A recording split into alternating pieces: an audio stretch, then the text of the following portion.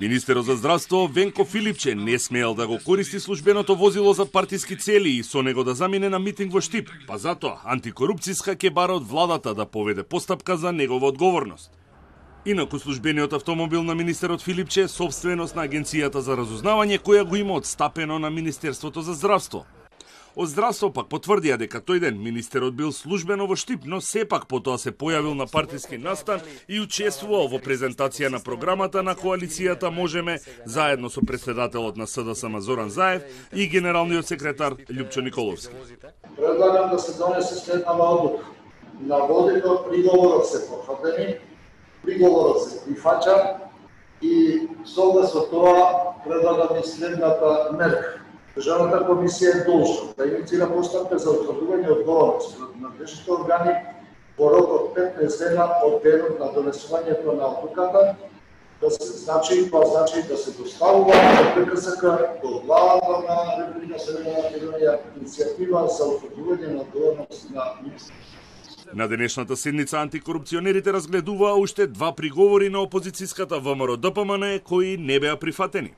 Во првиот случај станува збор за обраќање на председателот на СДСМ Зоран Заев на браната Конско, еден од капиталните проекти на владата кој се уште е во изградба. За опозицијата е спорно што Министерството за земјоделство дозволиле негово обраќање. Од Министерството пак сметаат дека не го прекршили изборниот законник бидејќи не се работи за старт на изградба или пуштање во употреба на објект финансиран од државни пари. Државната комисија смета дека настанот одржан на 26.2020 година е одржан во време на вонредната состојба, во период во кој што не важат одредбите од членот 8а од изборниот законник и членот 34 од Законот за спречување на корупција и судрени интереси, поради што смета дека овој предмет, наводите во овој предмет не се реални и смета дека станува збор за порано започната изборна кампања, поради што овој предмет ќе го испрати на надлежно постапување на Државната изборна комисија.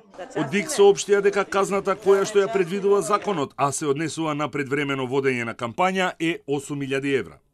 Третиот приговор се однесуваше на оглас распишан од Агенцијата за млади и спорт за финансиска поддршка на здруженија и фондации за справување со COVID-19.